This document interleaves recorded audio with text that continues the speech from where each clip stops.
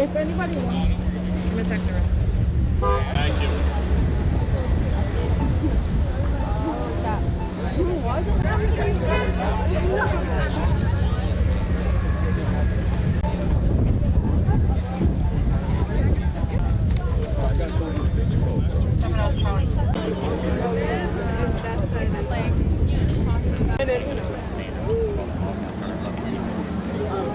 Oh, this is the walkout.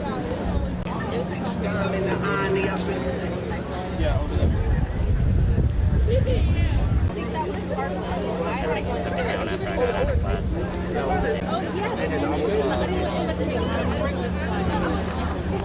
Oh no, I'm going because I didn't go to the last one. I know it's going.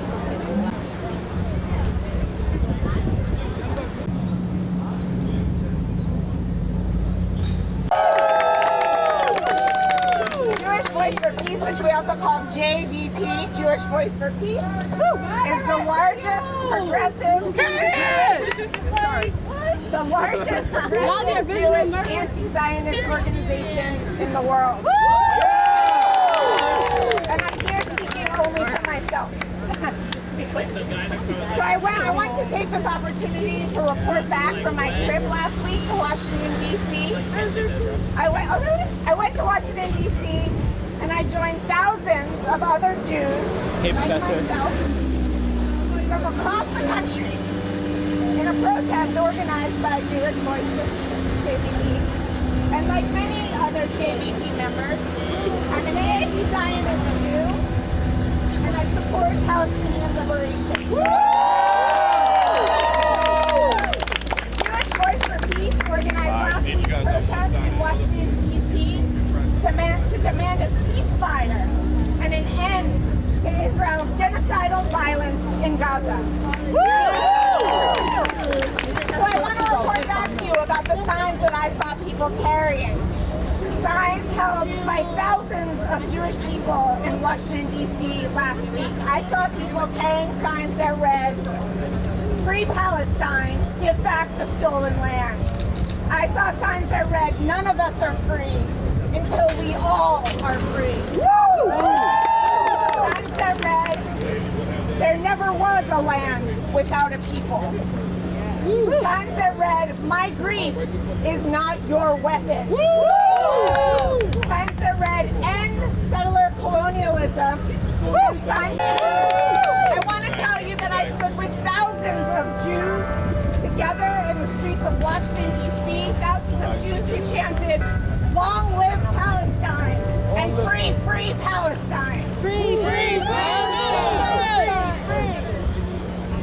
24 rabbis led almost 500 Jews in a sit-in and almost 300 Jews were arrested, demanding an immediate ceasefire.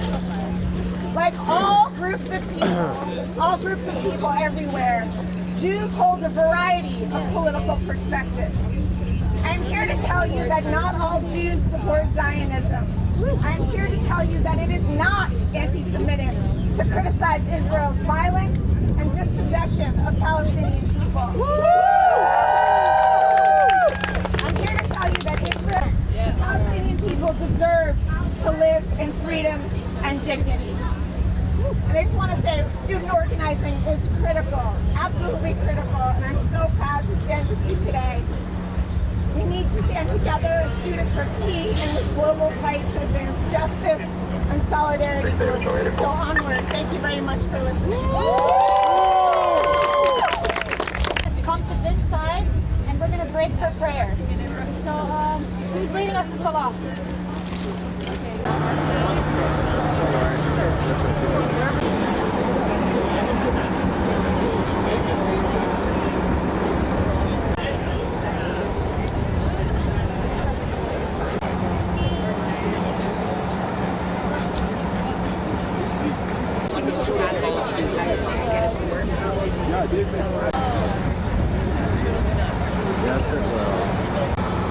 Oh, sorry.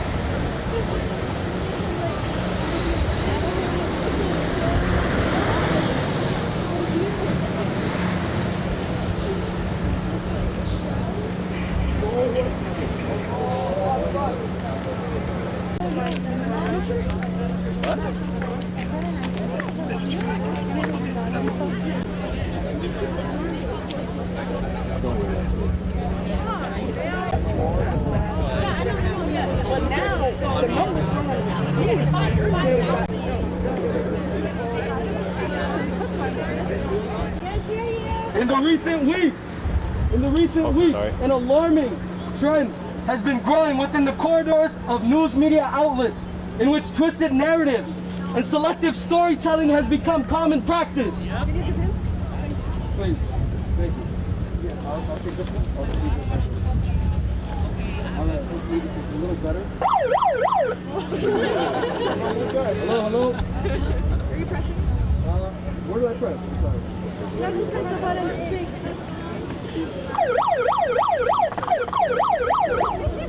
No, I don't think it's alright. Alright, I'm gonna try to project my voice as much as possible. Can you guys hear me? Yes! Alright. Again, in recent weeks, an alarming trend has been growing within the corridors of news media outlets in which twisted narratives and selective storytelling has become common practice. This distortion of reality has been fostering a culture of misunderstanding and hostility among communities and individuals based on misconceived notions rather than facts. This is purely subjectivity and not objectivity. A glaring example of this trend is the portrayal of individuals such as Mohammed Hijab, who was introduced by Piers Morgan on his news channel as a controversial pro-Palestinian activist while sidelining his affiliation as an Oxford University graduate. Such selective labeling perpetuates a biased narrative that invariably taints public perceptions. The ramifications of these twisted narratives extend beyond mere misconceptions. The narratives peddled by some media outlets have real-world consequences, often inciting violence and hatred. Heart-wrenching. Apologies. The ramifications of these twisted narratives extend much beyond mere misconceptions. The false narratives peddled by some media outlets have real-world consequences, often inciting violence and hatred. A heart-wrenching example is that of the 71-year-old landlord who, after being exposed to a barrage of misleading right-wing narratives, committed an unthinkable act of violence, taking the life of 6-year-old boy Wadia Al-Fayoum. Moreover, a recent case of misleading media portrayal surrounding Yocheved Lifshit's ordeal as a Hamas hostage illustrates how certain narratives are twisted to incite emotions or perpetuate particular agendas. The inaccuracy not only misguides the public, but also fuels hatred and violence, setting a dangerous precedent for communal relations. The media landscape has become a breeding ground for unconformed stories and bigoted slander that not only dehumanizes individuals and communities, but also creates a divide among us. The peddling of unverified stories and blatant ignorance of factual evidence, as seen in unreported cases of violence against Palestinians, are not only unethical, but dangerous. A concerning aspect of this censorship faced by those who attempt to bring attention to the truth. Videos depicting the harsh realities faced by oppressed communities, often barred from social media and shadow banned from news platforms, silencing the voices of the victimized and perpetuating a cycle of ignorance and hatred. Moreover, fallacy is common practice to divert attention from the core issues at hand. Such tactics not only misrepresent the oppressed, but also criminalize them, further entrenching the misleading narratives that contribute to a culture of intolerance and violence. So brothers and sisters, the time has come to demand a change, to advocate for responsible and ethical journalism that prioritizes truth over sensationalism, understanding other division. It's not just a matter of ethical journalism.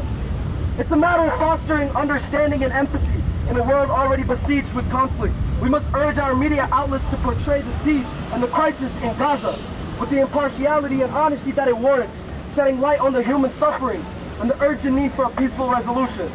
So let us endeavor to shatter the shackles of biased narratives, to see through the veil of misinformation, and to act with empathy and understanding.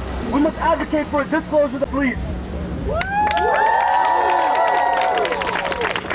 As global citizens, we must take a stand and engage in constructive dialogue and demand transparency and accountability from those who hold the power to shape public opinion. By doing so, we edge closer towards a world where media serves as a beacon of truth, fostering a society grounded in empathy, justice, and an unyielding pursuit of truth. To encapsulate the sentiment and resistance, if the olive trees knew the hands,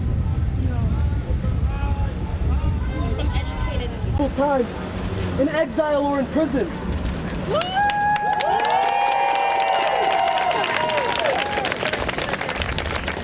And in his homeland transformed by the occupation and oppression into a nightmare, encapsulates the harsh realities faced by many Palestinians.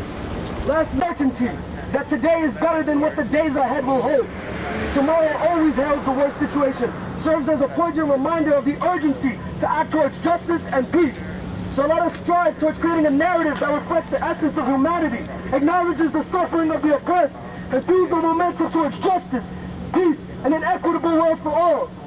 Now a moment of silence for our martyrs and shaheeds of Palestine, because they are not dead, they are not murdered. They are in Jannatul Firdaus, the highest level of heaven. Takbir! Allahu Akbar! Takbir! Allahu Akbar! Takbir! Allahu Akbar! Thank you.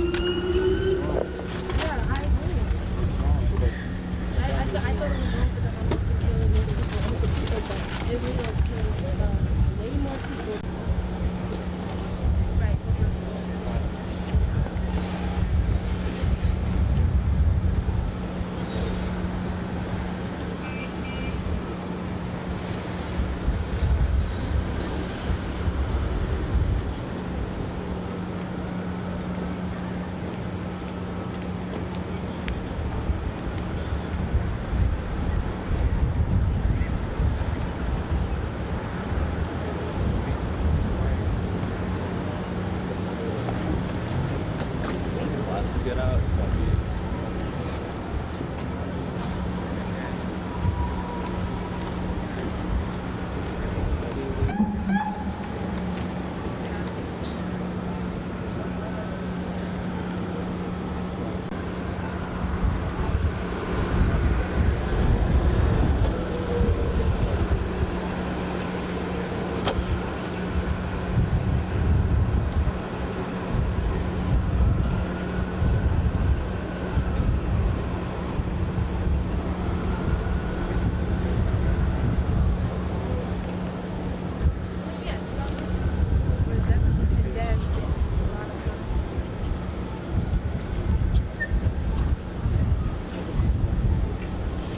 Thank you all for honoring our martyrs, because we know that they are not dead.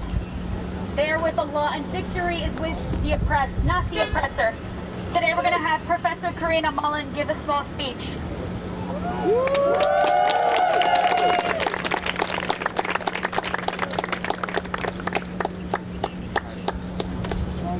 Great. So I just want to say that it's amazing to see so many people out here today.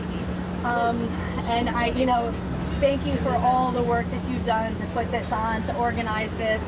And I think it's even more amazing considering that just, last week or 2 weeks ago, at another similar student-organized protest in solidarity with Palestine, a New York council person showed up to the protest with a gun, obviously trying to intimidate students who were here at that protest, and the administration has done nothing to protect you all, nothing to demand accountability. And that is unacceptable. Shame. Shame on her and shame on the administration. And that makes me even more hopeful and impressed by people coming out today and standing up, not just in solidarity with the people of Palestine who are facing genocide, brutal genocide, and settler colonial violence, ongoing settler colonial violence and dispossession. But also it makes me hopeful that CUNY can be transformed, that we can have another CUNY, another world is possible, and you all are helping to bring that about, and that makes me so hopeful. So I want to thank you all for that as well. Is not on your side. know that many CUNY faculty and staff are, and many are here with us today. I'm part of CUNY for Palestine. We're subjected to repression because they speak out in solidarity with Palestine.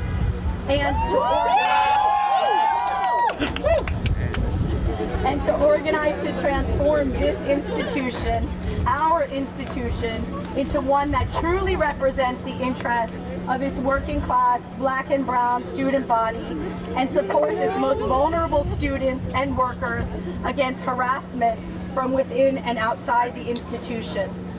We understand that to be a task that involves the broader New York City communities within which CUNY is embedded. In order to be an actual people's university, which of course we know it is constantly claiming to be, CUNY has to divest from settler colonialism in Palestine and here on Turtle Island, and terminate its relationships with the institutions of organized violence that subjugate working class, indigenous, black and brown communities here and around the globe.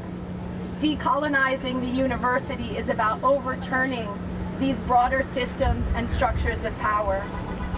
All the amazing work that you all are doing, and this is, I was asked to speak a little bit about the history of radical CUNY organizing, and I want to, to locate and to discuss the organizing that you're doing here today within that broader tradition. It is a long and rich tradition of radical organizing across CUNY, from the anti-war organizing and resistance against McCarthyism in the 40s and 50s, and we're seeing a resurgence of that McCarthyism today. The Puerto Rican and black liberation groups organizing protests, sit-ins, and campus occupations in the 60s and 70s, including here, shutting down Brooklyn College. Violence, organized state abandonment, the politics of racist austerity at CUNY, and CUNY's entanglements with Zionist funding and institutions. Across the university, campus groups organized around abolition. They demanded transparency around federal, because part of how power works is by trying to erase these radical students especially.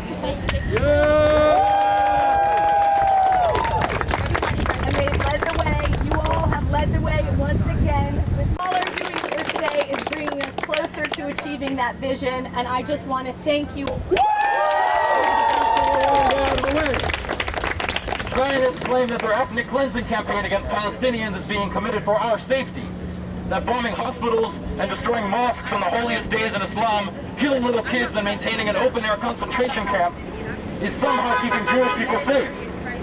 I and millions of anti-Zionist Jews like myself are not fooled by that. None of these things keep the Jewish people safe.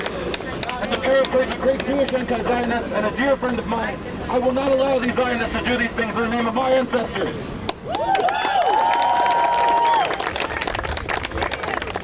British colonialists created the apartheid state to keep Jews as far away from them as possible. American imperialists send billions in bombs per year for the same reason. Do we really think these countries give a shit about Jewish people? No! The United States has never cared about the Jewish people. They send ships full of Jewish refugees back to Germany during the Holocaust. That's right. Yeah. Netanyahu shakes hands with neo-Nazis like Donald Trump and Mitch McConnell. They don't care about us. They care about war profiteering. Do not let them call you anti-Semitic. Are you an adjunct professor at Brooklyn College? Yes. All right. And what brings you to this protest for Palestine outside of Brooklyn College? Yeah, I'm here to support the students. I think the students are doing an amazing job. They are on the right side of history. They are speaking out for justice in supporting and standing in solidarity with Palestinians who are facing genocide and are fighting for their right to national liberation. And I think that, this university, CUNY University, is a university that is a majority working class, black and brown institution.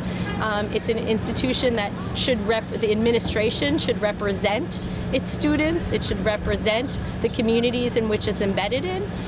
Instead, it is constantly giving in to pressures from external right-wing forces that don't represent our students, they don't represent our workers, and these students do. They're very brave. I was really heartened to see so many students come out here today, especially considering that just 2 weeks ago, right-wing council member Inna Vernikov showed up at a CUNY from South Brooklyn, showed up at a protest with a gun, obviously to intimidate the students, and the administration has done nothing to hold her accountable. No statements condemning her actions, and these students still defying this kind of these attacks, defying these displays of violence, defying the repression. They still come out here. They are so incredibly brave. I wish we would have more of the CUNY faculty and staff come out and support them. We're starting to have a lot more than there were before. The union, as you heard from the protest a few years ago in 2021, put out a very strong resolution in solidarity with the Palestinian people. So we're proud of that. As a member of the PSC, I'm proud of that resolution. But we need to do more. We need to do more as faculty members to back up and protect our students and demand that this administration protect our students for speaking up for justice and for doing the right thing.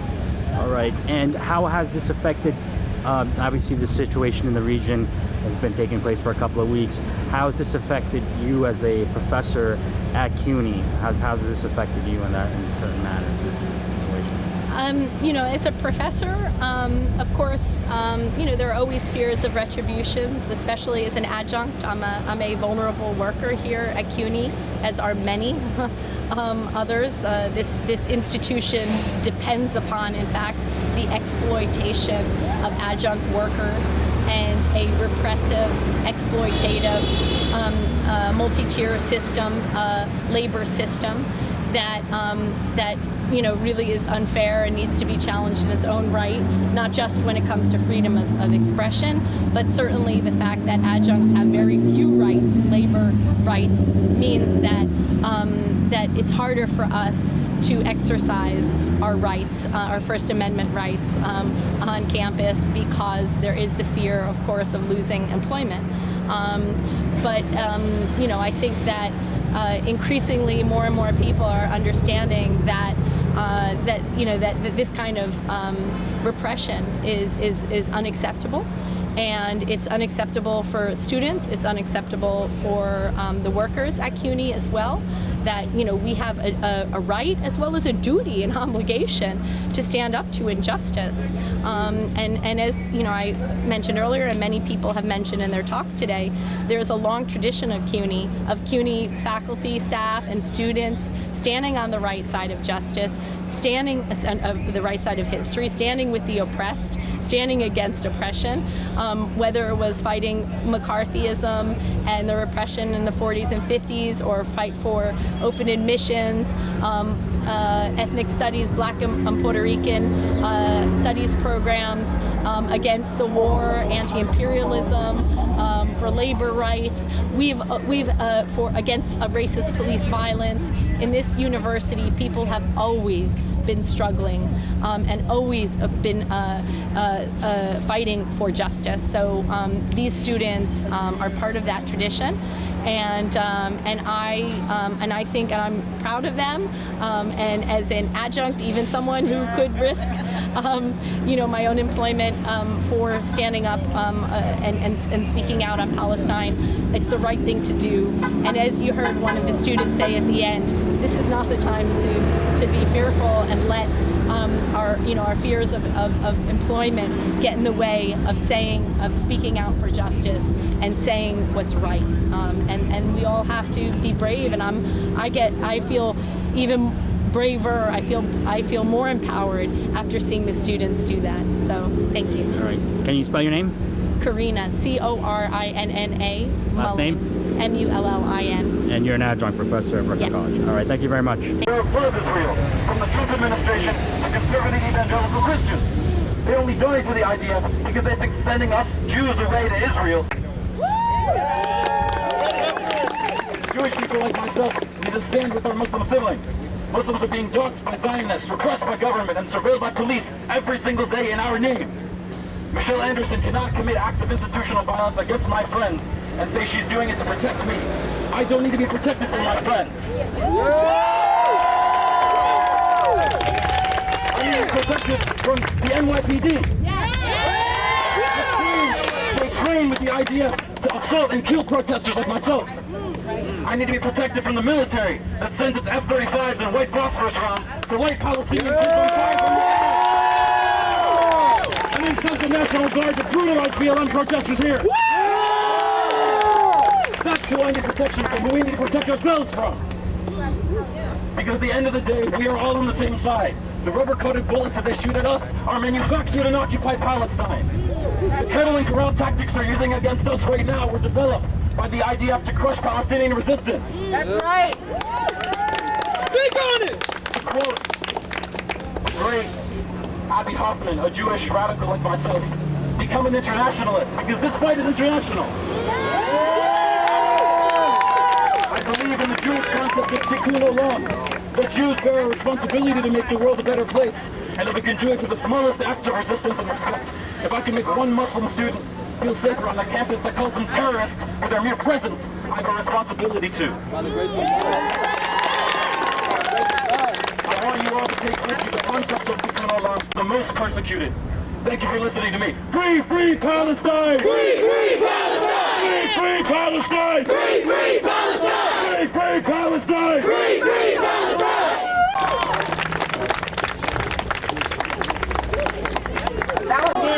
Israel's crime! Not another nickel! Not another dime! No more money for Israel's crime! Not another nickel! Not another dime! No more money for Israel!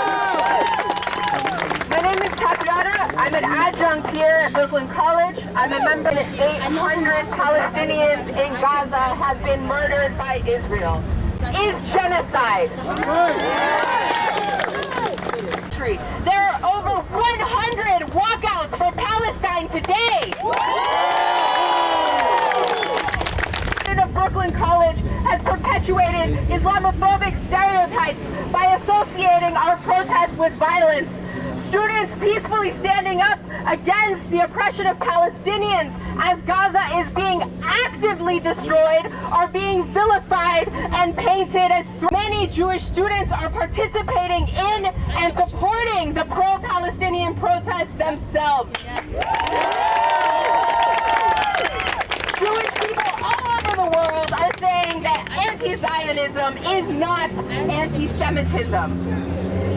And it is true that there has been violence, but the violence has been coming from the Zionist counter-protesters and from the police. It was a right-wing city councilwoman who brought a gun to campus in order to intimidate and silence you, but we will not be silenced. A 15-year-old and others as part of a campaign to intimidate the movement. And all over the past and threatened from members of Congress to leaders for Students for Justice in Palestine. Students' job offers has been rescinded. People have been fired. Even more people are in Florida banned Students for Justice in Palestine.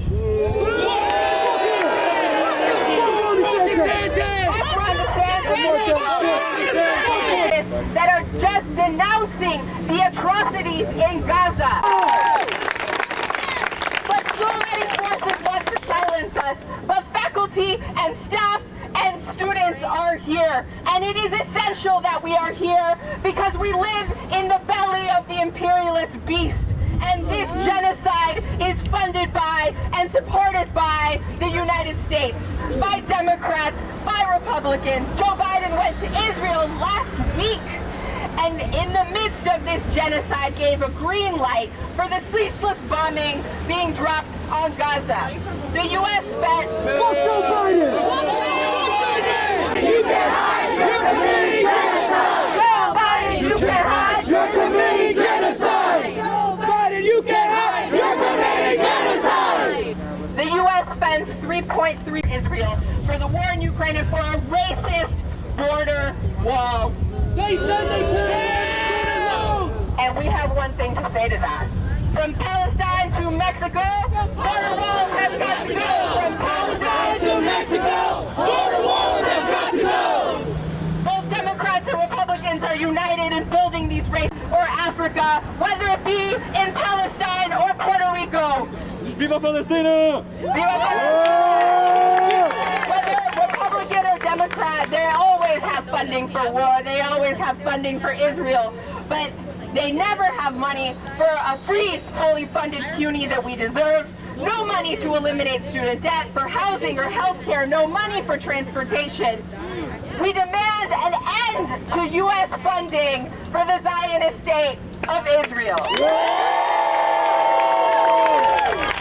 But in the midst of up for Palestine, because we are not alone, we are part of a global movement. No! Judaism!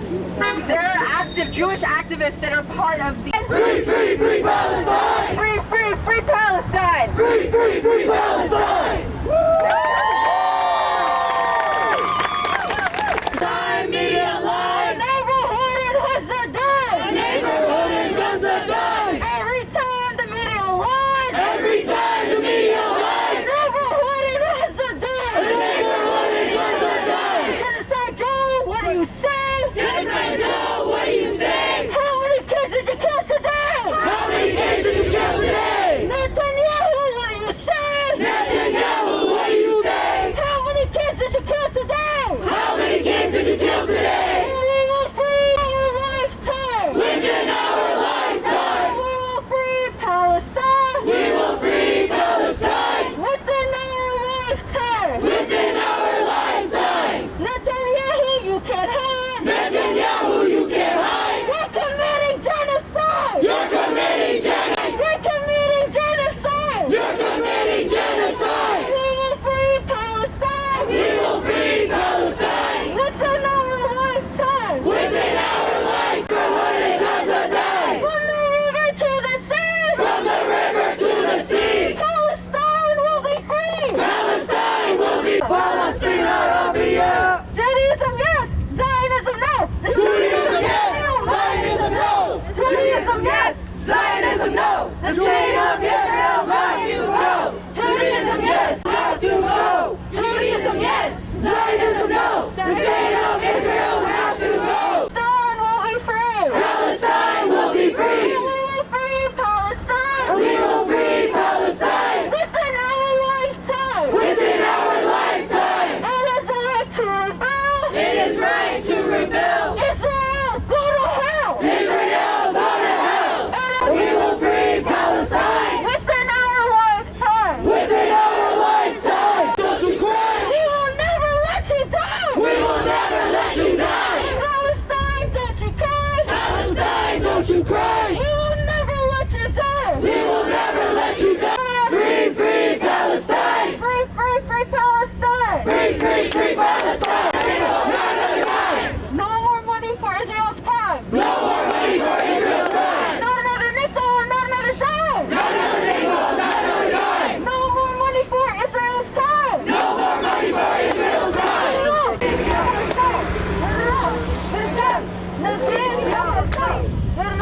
Within our lifetime! Intifada, intifada! Intifada, intifada! Mobilize the intifada! Mobilize the intifada! Long live the intifada!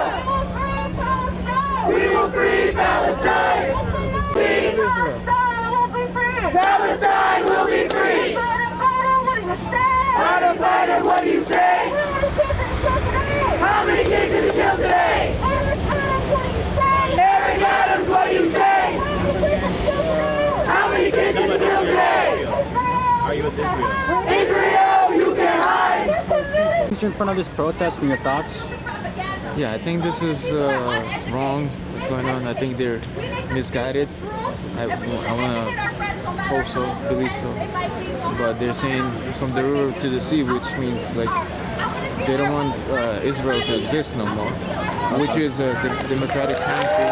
And you have Muslims, Christians, different people of different race, religion living there. Are you from there originally? No.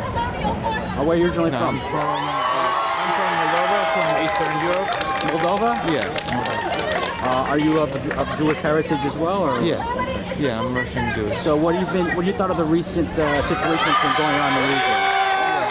This is terrible. I never thought I would witness this. This was like a massacre. You know, they planned all this. They went inside the houses, you know, raped women, beheaded them. They killed children in their cribs. Raped women, displayed them in the back of the truck, drive them around. They still have hostages, which are not only Jewish. The hostages are from different countries, from USA. They don't care who they take, you know. So it might be us here too. If this continues here, USA will go down. It will happen here. Yeah, this is like it's like the new Holocaust. You know, this is like just unreal. You have anything else you want to say? Yeah, I hope these people wake up before it's too late. It's kind of getting too late, you know. They don't know what. I don't think they know what they're voting for. I mean, Hamas is a terrorist organization which is responsible for all these Palestinian lives, you know. All right. What's your name? You want to give your first name? My name is Simon. All right. Thank you very much. Thank you. Netanyahu, you will learn. Netanyahu, you will learn. By the millions will return. By the millions will return. Biden, Biden, you can't hide. Biden, Biden, you can't hide. You're committing genocide. You're committing genocide. We will never let you die. Palestine, don't you cry. Palestine, don't you cry. You will never. Single, not another dime. No more money for Palestine will be free. Palestine will be free. My neighborhood is just a dime. Palestine, what do you say? Palestine, what do you say? How many kids did you kill today? How many kids did you kill today? How many kids did you kill today? How many kids did you kill today? How many kids did you kill today? How many kids did you kill today? How many kids did you kill today? Media, you can't hide. Media, you can't hide. You're helping genocide. You're helping genocide. We will free people. Hey, hey, ho, ho. You want to make the control. Hey, hey, ho, ho. Long live the Intifada. Long live the Intifada. Intifada, Intifada. Intifada, Intifada. Long live the Intifada. 24/7. You're 9/11. It's our 24/7. You're 9/11. It's our 24/7. You're 9/11. It's our 24/7.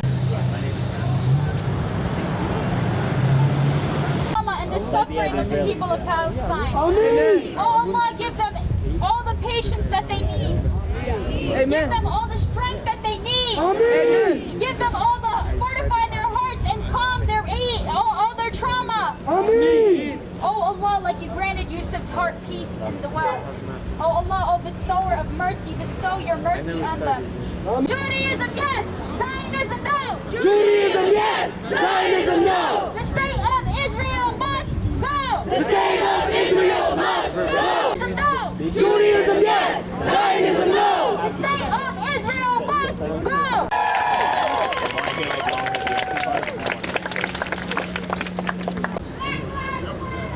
Black lives matter. Black lives matter. Black lives matter.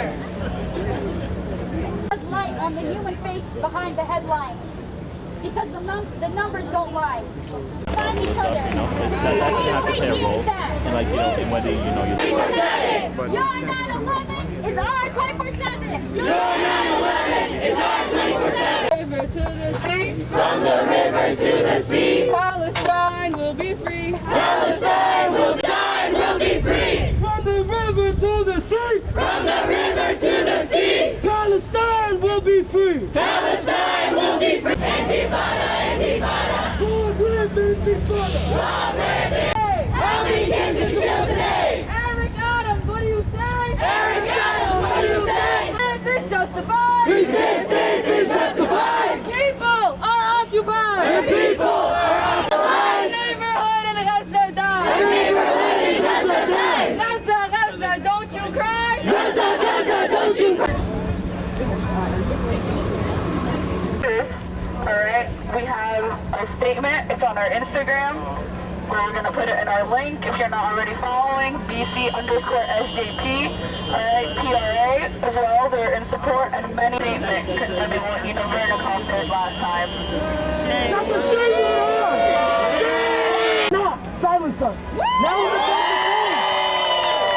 the time for change! Do not be afraid! Do not be afraid! Because the people united, nothing can stand against it!